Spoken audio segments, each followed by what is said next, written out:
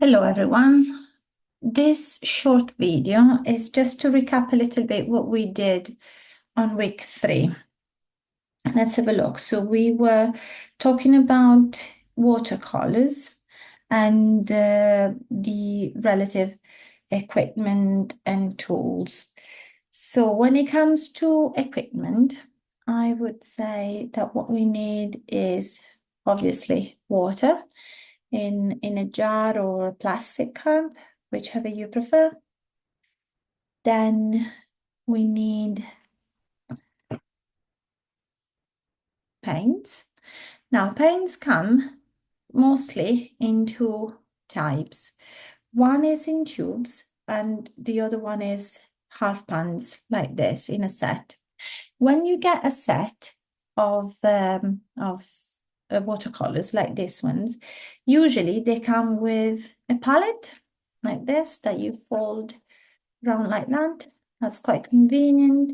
And then at the back, you got this little ring so that you can actually hold it if you were outside painting outdoor like this on plein air. And that's quite convenient. It's nice to have it that way. Now, that's the one we're going to use today. And we'll see a few brush strokes.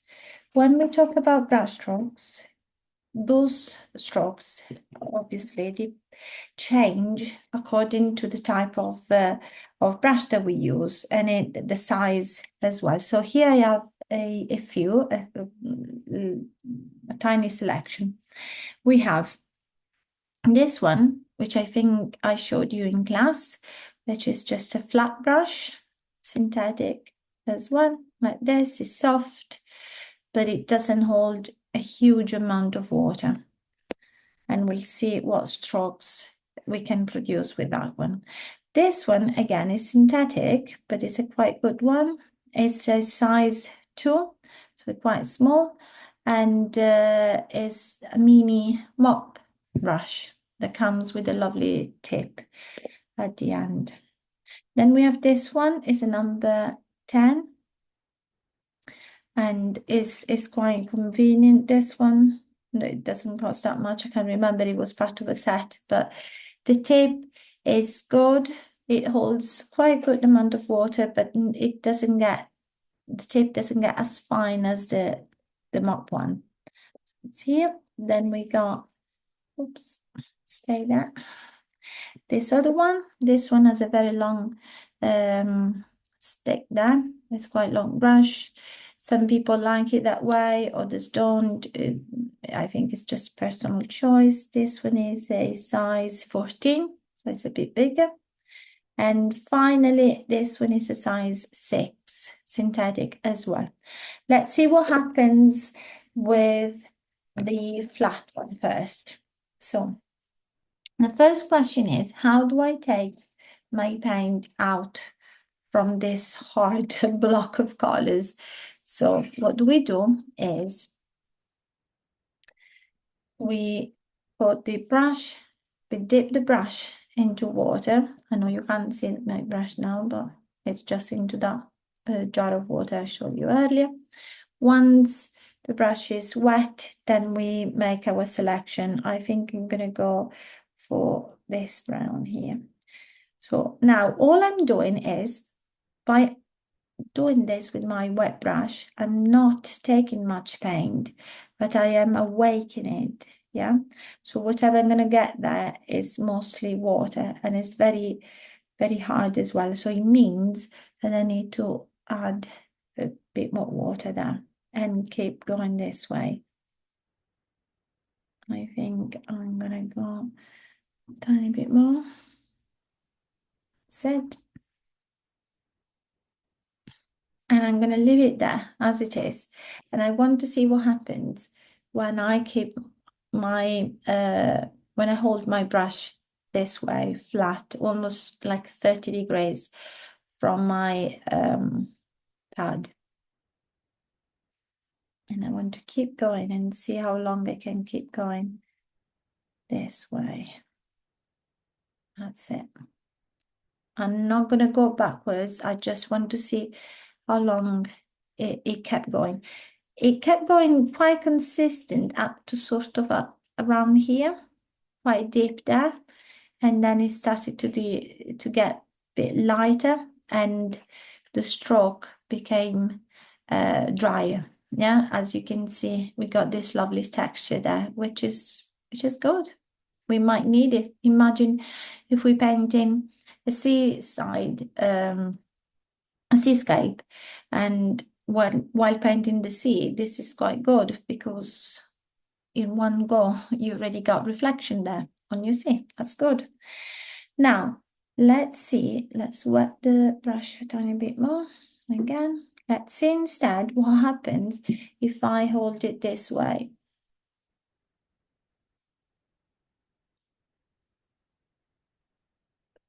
I'm applying less pressure. And keep going quite a distance. Here, just me losing the pressure there, but the size of the stroke is thinner. You can see it's not as thick as that one, but it kept me going for a very long time. That's quite good. Very deep, intense here, and less saturated on this other half. That's good. Let's see what happens if I hold it this way. So perpendicular like that. That's quite nice. Look at that. Nice and thin. Let's see what happens if I apply a bit more pressure on that side of the brush. That's good. So can you see the difference? We got the same brush, 4 different strokes. And what happens if I do this, for instance? I flip it like that. I do this. Let me charge it with my paint. Swirl it like this. That's quite interesting. So all of these strokes, this is experimenting with your tools and equipment. So that's what you need to do for your first unit, as much as you can, with anything that you got around you, any type of supplies that you got available to you. That's the kind of thing that you're supposed to be doing. Now we got this brush and quite a few lovely experimentations. Now I'm curious to see what we can do with a different type of brush. Let's see what happens if I do this. Let me grab a different brush. That's it. Let's get this tiny one. And same color. More water. Let's see if I press down. I need straight, clear, a lot more paint. That means that this tiny brush doesn't hold much water. As you can see, it starts showing the paper pretty soon. See what happens if we add a little bit more water. That's a bit better, more diluted. Here was much creamier. Happens if I go with the tip of the brush. That looks quite nice. What happens if I hold it flat like this?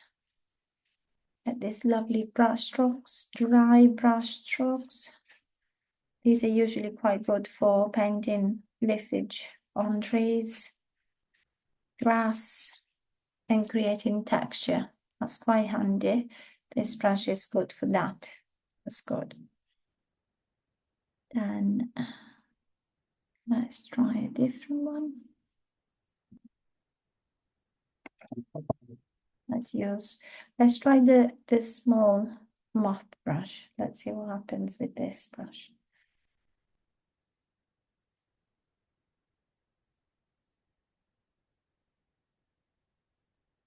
No, let's see what happens if I start with the tip like this, and then push down, and then gently release the pressure. It looks like a leaf straight away. Let's try again. Nice, very nice. Let's see what happens if we do this. And then the other side as well. There you go, we got a petal. And I haven't had the need to recharge my brush with extra paint. Let's see what happens if we go again over here.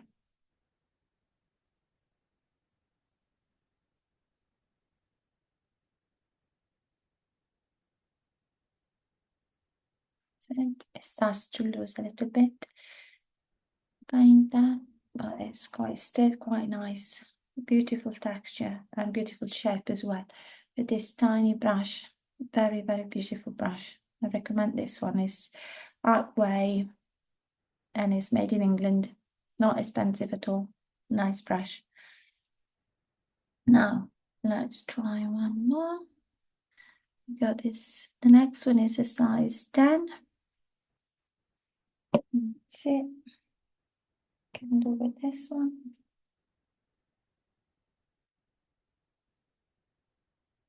That's nice, but look, it's a bit imperfect. Yeah, it doesn't hold a lot of water, not in comparison to the mop. This is a number 10, size 10. The mop was only number 2, size 2, and yet it allowed me to do this one, that one, this one, and that one. So I did like 4 or 5 shapes there. With this one, even the first one came a little bit broken.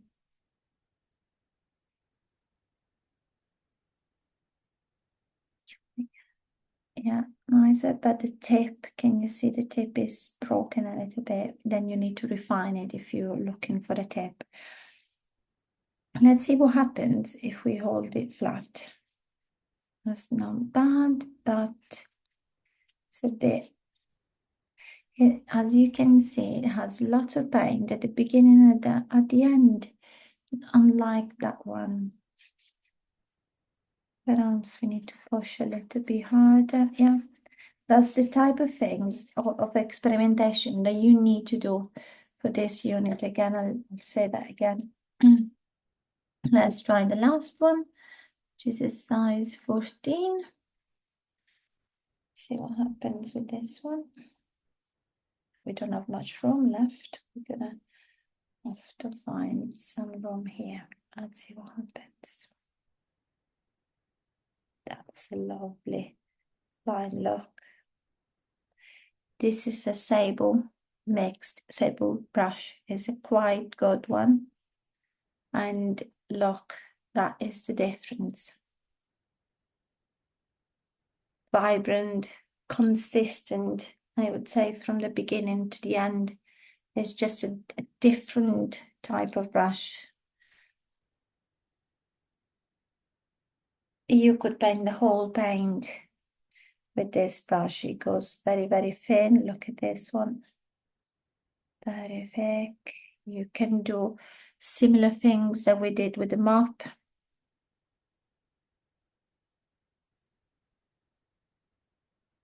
And it's a lovely brush to use.